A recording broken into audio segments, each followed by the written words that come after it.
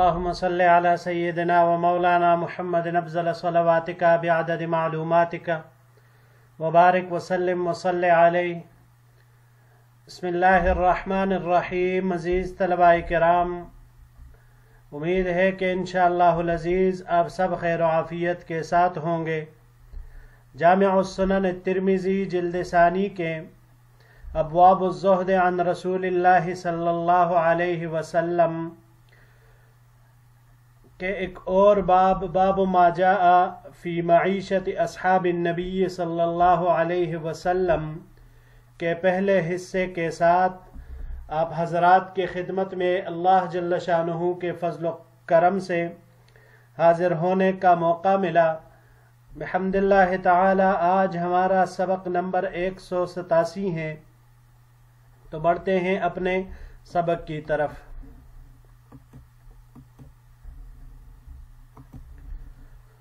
باب ما جاء فی معیشت اصحاب النبی صلی اللہ علیہ وسلم.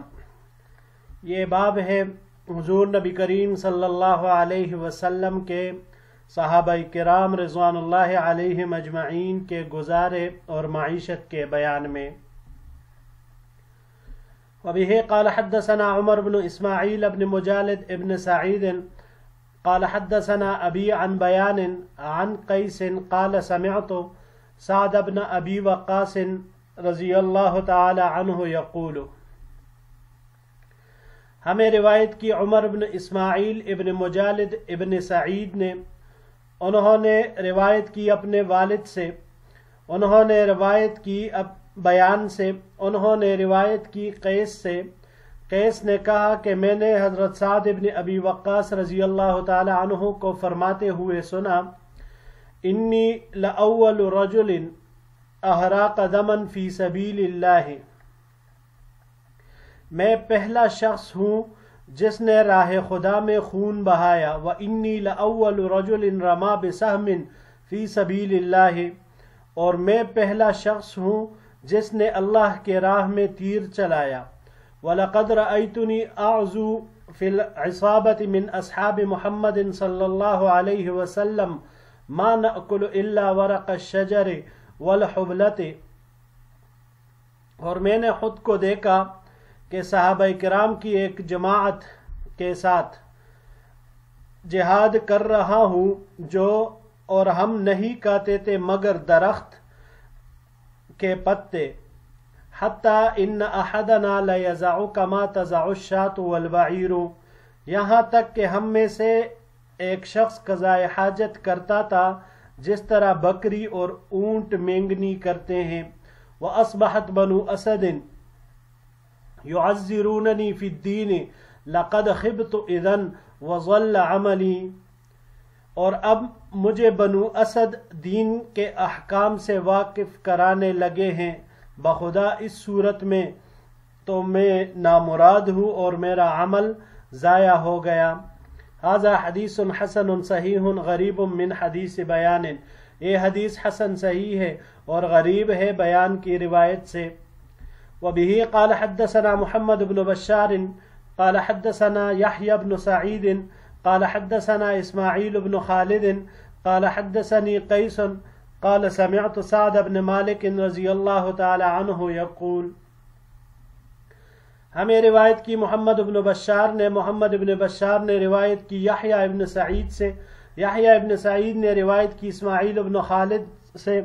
اسماعیل ابن خالد نے روایت کی قیس سے. قیس نے کہا کہ میں نے سعد ابن مالک رضی اللہ تعالی عنہ کو فرماتے ہوئے سنا: انی اول رجل من العرب رما بسہم فی سبیل اللہ. میں عربوں میں پہلا شخص ہوں جس نے اللہ کے راستے میں تیر چلایا. وَلَقَدْ رَأَيْتُنَا نَغْزُو مَعَ رَسُولِ اللَّهِ صلی اللہ علیہ وسلم وَمَا لَنَا طَعَامٌ إِلَّا الْحُبْلَةَ وَهَذَا الثَّمَرَ. اور ہم حضور نبی کریم صلی اللہ علیہ وسلم کے ساتھ جہاد کیا کرتے تھے اس حال میں کہ ہمارے لیے کھانے کی کوئی چیز نہیں ہوتی تھی علاوہ ترکاری، درخت کے ترکاری جیسے پتوں کے. اور اس کیکر کے درخت کے، حتی ان احدنا لیزع کما تزع الشاۃ، یہاں تک کہ ہم میں سے ایک شخص قضائے حاجت کرتا تھا جس طرح بکری مینگنی کرتی ہے. ثم اصبحت بنو اسد يعذرنی فی الدین لقد خبت اذا وضل عملی. پھر اب بنو اسد مجھے دین کے احکام سکھاتے ہیں، بخدا اس صورت میں تو میں نامراد اور میرا عمل ضائع ہو گیا. جی عزیز طلباء کرام، پہلے ان دونوں روایات کے بارے میں بحث کرتے ہیں، پھر انشاءاللہ العزیز اگلے سلائیڈ کی طرف بڑھتے ہیں. عنوان امام ترمذی رحمہ اللہ نے دیا ہے فی معیشت اصحاب النبی صلی اللہ علیہ وسلم، صحابہ کرام کے گزر بسر کے بارے میں. تو دونوں احادیث مبارکہ کے بارے میں عزیز طلباء کرام یاد رکھیے گا کہ حضرت عمر فاروق رضی اللہ تعالی عنہ کے زمانہ خلافت میں حضرت سعد بن ابی وقاص رضی اللہ تعالی عنہ، جن کے والد کا نام مالک ہے اور جو بڑے درجے کے صحابی ہے، حضرت سعد بن ابی وقاص رضی اللہ تعالی عنہ 10 مبشرہ میں سے ہیں، قدیم الاسلام ہیں. حضرت عمر رضی اللہ تعالی عنہ نے ان کو کوفہ کا گورنر بنایا تھا. قبیلہ بنو اسد جو اس دونوں روایتوں میں آیا، وَأَصْبَحَتْ بَنُو أَسَدٍ يُعَذِّرُونِ، تو بنو اسد نے حضرت عمر رضی اللہ تعالی عنہ سے ان کی شکایتیں کی، اور یہ بھی ساتھ میں کہا کہ وہ نماز ٹھیک سے نہیں پڑھاتے. اب حضرت عمر رضی اللہ تعالیٰ عنہ کو جب اپنے عاملین کے بارے میں کوئی شکایت پہنچتی تو آپ فوراً ہی اس کو حل کرنے کے حکم صادر فرماتے. تو حضرت عمر رضی اللہ تعالیٰ عنہ نے فوراً ان کو کوفہ سے طلب کیا اور ان کی جگہ دوسرا گورنر مقرر کیا. پھر حضرت سعد بن ابی وقاص رضی اللہ تعالیٰ عنہ کے ساتھ حضرت عمر رضی اللہ تعالیٰ عنہ نے 2 شخص مقرر کیے اور کہا کہ ان کو کوفہ لے جائیے اور جامع مسجد میں حضرت سعد رضی اللہ عنہ کو کھڑا کر کے لوگوں سے پوچھے کہ لوگوں کو ان سے کیا شکایت ہے. اب جب ان 2 شخصوں نے حضرت سعد رضی اللہ تعالیٰ عنہ کے بارے میں استفسار کیا، لوگوں سے پوچھا، تو ایک شخص کے سوائے کسی نے اور کوئی شکایت نہیں کی. صرف ایک شخص نے 3 شکایتیں کی ہیں. اس کے 3 شکایتوں کے بدلے میں حضرت سعد رضی اللہ عنہ نے ان کو 3 دعائیں دی جو بعد میں اس کے لیے بد دعائیں بن گئی. جب یہ حضرات کوفہ سے واپس آئے تو حضرت سعد رضی اللہ تعالی عنہ نے حضرت عمر رضی اللہ تعالی عنہ سے یہ باتیں کہیں جو ان 2 روایتوں میں ہیں. وہ یہی ہے کہ میں اللہ کے راستے میں کافر کا خون بہانے والا سب سے پہلا شخص میں ہوں. اللہ کے راستے میں جہاد کے میدان میں سب سے پہلا تیر پھینکنے والا میں ہوں. اور ساتھ میں یہ بھی عرض کر دیا کہ ہم نے تو حضور نبی کریم صلی اللہ علیہ وسلم اور صحابہ کرام کے ساتھ انتہائی تنگی کی حالت میں ہم نے جہاد کیا ہے، دین کی محنت کی ہے. تو پھر بھی اگر میں نے دین نہیں سیکھا اور مجھے نماز پڑھنی نہیں آتی تو پھر تو میں کسی کام کا نہیں رہا، میرا پورا عمل ضائع ہو گیا اور میں نامراد رہا. یعنی گویا کہ میری ساری محنت رائے گا گئی. حضرت عمر رضی اللہ تعالی عنہ نے پھر ان کو فرمایا کہ میں پہلے سے ہی آپ کے بارے میں اچھا گمان رکھتا تھا، لیکن جب میرے پاس شکایت آئی تو میری ذمہ داری تھی کہ میں اس کی تحقیق کروں، اور یہ تحقیق کرنا میرا فرض تھا، اسی لیے میں نے تحقیق کرنا مناسب سمجھا اور آپ کو اس کا حکم دے دیا. تو یہی واقعہ ہے، پس منظر اس کا یہی ہے جس کی وجہ سے حضرت سعد رضی اللہ تعالی عنہ نے یہ بیان فرمایا. باب کے ساتھ جو مناسبت ان دونوں روایتوں کی آ رہی ہے نا، تو وہ یہی زہد کے حوالے سے ہے کہ دیکھیے صحابہ کرام رضوان اللہ علیہم اجمعین پر تنگی اتنی زیادہ تھے. حضور نبی کریم صلی اللہ علیہ وسلم ساتھ میں ہوتے تھے، درختوں کے پتے کھانے کے اوپر ان کا گزارا ہوتا تھا. اور آگے قضائے حاجت، کیونکہ قضائے حاجت تو تبھی انسان وہ کر سکتا ہے کہ کہ جو کچھ کائے صحیح طریقے سے مرغن شرغن اور یہ چیزیں، اب جب پتے کائے جائے تو پھر اس سے وہی بیڑ بکریوں کی طرح اور اونٹ کی طرح یہ مینگنیاں ہی آئے گی. تو یہی انہوں نے ذکر فرمایا اور یہی زہد سے متعلق ہے اور یہی زہد سے اس کی مناسبت بھی ابواب الزہد سے آ رہی ہے. اگلے سلائیڈ کی طرف بڑھتے ہیں جی. وبه قال حدثنا قتيبة قال حدثنا حماد بن زيد عن أيوب عن محمد بن سيرين قال كنا عند أبي هريرة وعليه ثوبان ممشقان من كتان فتمخط في أحدهما ثم قال. ہمیں روایت کی قتیبہ نے، انہوں نے حماد بن زید سے، انہوں نے ایوب سے، انہوں نے محمد بن سیرین سے. محمد بن سیرین نے کہا کہ ہم حضرت ابو ہریرہ رضی اللہ تعالی عنہ کے پاس تھے اور ان کے اوپر کتان کے سرخ گیروں سے رنگے ہوئے 2 کپڑے تھے. فتمخط فی احدہما، آپ نے ان میں سے ایک میں ناک صاف کی. ثم قال، پھر عرض کیا، بخ بخ یتمخط ابو ہریرہ فی الکتان، واہ واہ ابو ہریرہ نے کتان کے کپڑے سے ناک صاف کی. لقد رأيتني وإني لأخر فيما بين منبر رسول الله صلى الله عليه وسلم وحجرة عائشة من الجوع مغشيا علي. تحقیق کے ساتھ میں نے یہ خود دیکھا ہے، میں نے خود کو دیکھا ہے اس حال میں کہ بھوک کی وجہ سے میں منبر نبوی اور حجرہ عائشہ رضی اللہ تعالی عنہا کے درمیان بے ہوش ہو کر گر پڑتا تھا. فَيَجِيءُ الْجَائِي فَيَزَعُ رِجْلَهُ عَلَى عُنُقِي يَرَى النَّبِي الْجُنُونَ وَمَا بِي جُنُونٌ وَمَا هُوَ إِلَّا الْجُوعُ. پس ایک آنے والا آتا اور میری گردن پر اپنا پیر رکھتا.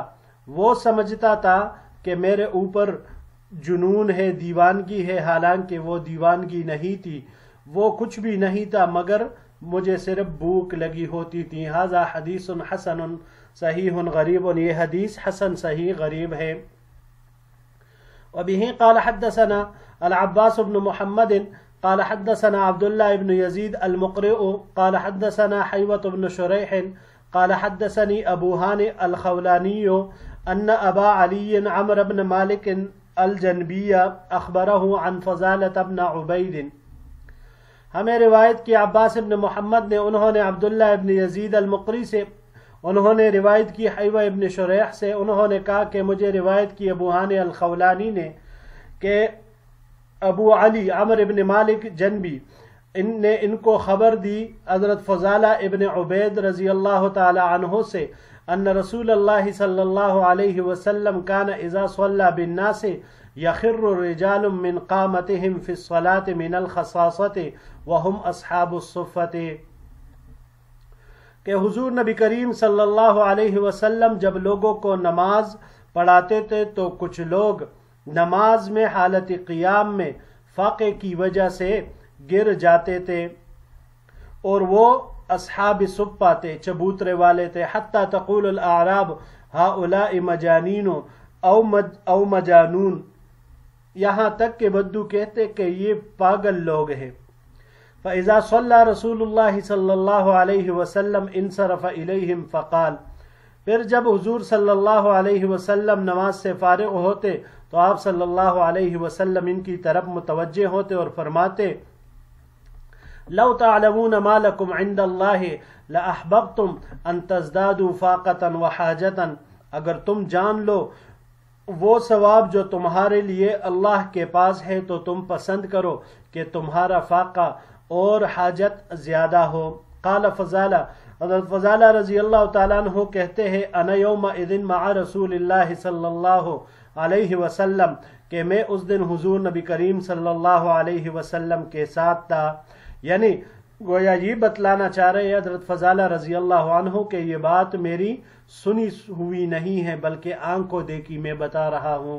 ھذا حدیث حسن صحیح، یہ حدیث حسن صحیح ہے. جی عزیز طلباء کرام، یہاں پر 2 روایات ذکر ہوئے. پہلی روایت حضرت ابو ہریرہ رضی اللہ تعالی عنہ کے فقر کے بارے میں، اور دوسری روایت اصحاب صفہ کے بارے میں۔ پہلی روایت یا تو ابو ہریرہ رضی اللہ تعالی عنہ کی وہ حالت تھی جب اسلام لے آئے تو پھر مسجد نبوی میں ہر وقت وہ پڑے رہتے تھے، حضور نبی کریم صلی اللہ علیہ وسلم سے روایات یاد کرتے تھے، تعلیم حاصل کرتے تھے، اور یہ ایسے اعلیٰ درجے کے طالب علم تھے کہ تمام صحابہ کرام میں سے سب سے زیادہ روایات وہ حضرت ابو ہریرہ رضی اللہ تعالی عنہ سے مروی ہے، مطلب ممتاز درجے کے طالب علم تھے۔ تو جب کئی دن بھوک اور فاقہ ہوتا تو پھر بھوک کی شدت کی وجہ سے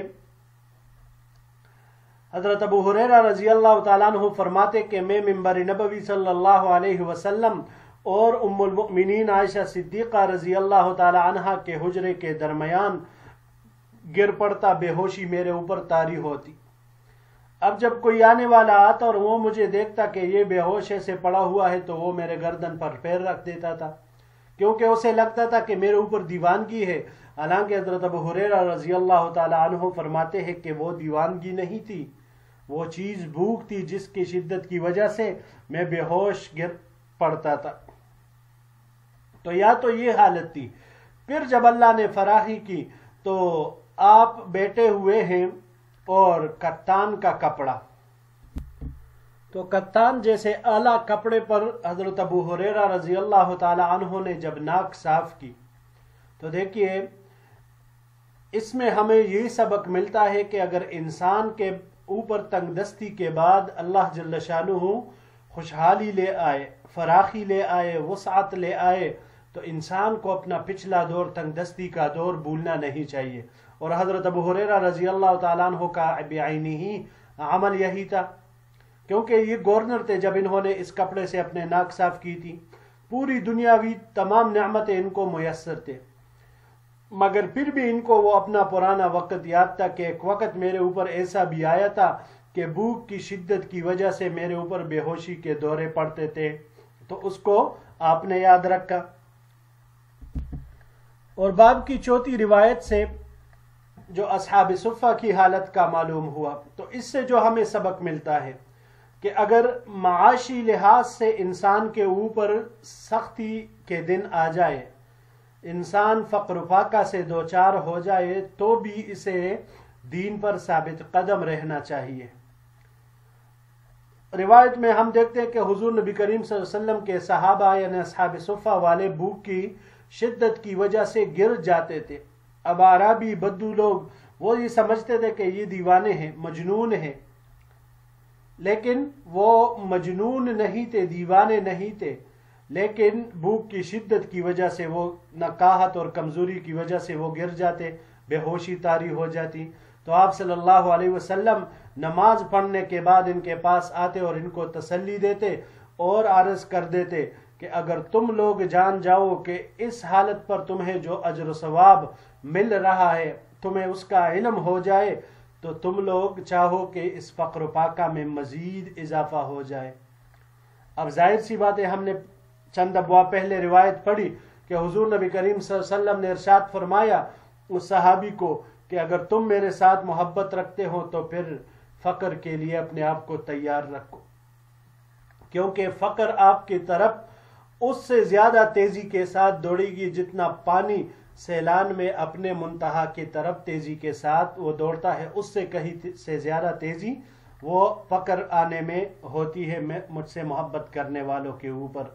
تو ظاہر سی بات ہے صحابہ کرام اصحاب صفہ یہ طالبین نبوت تھے، علوم نبوت تھے، علوم نبوت سیکھنے کے لیے وہ وحی پڑے ہوئے تھے، تو اب ان کے اوپر ایسی حالت کا آنا تو دین کے ساتھ مشکلات اور مصائب یہ لازم ہے، لیکن اگر انسان اس پر صبر کرے تو اللہ جل شانہ پھر اس کا بدلہ بھی ایسا بہترین عطا فرماتا ہے کہ انسان اپنے سارے غم دکھ درد وہ بھول جاتا ہے۔ اللہ جل شانہ ہم سب کو عافیت اور سلامتی والی زندگی نصیب فرمائے اور ہم سب سے ہر حال میں دین متین کا کام لے، اخلاص کے ساتھ، تقوی کے ساتھ، آمین یا رب العالمین۔ جی عزیز طلباء کرام، اس باب کے کچھ روایت باقی ہیں، ٹائم پورا ہونے کی وجہ سے انشاءاللہ العزیز اس کو ہم اگلے درس میں ذکر کریں گے. انشاءاللہ العزیز زندگی رہی تو پھر اگلے درس میں آپ حضرات سے ملاقات ہوگی. السلام علیکم ورحمۃ اللہ وبرکاتہ.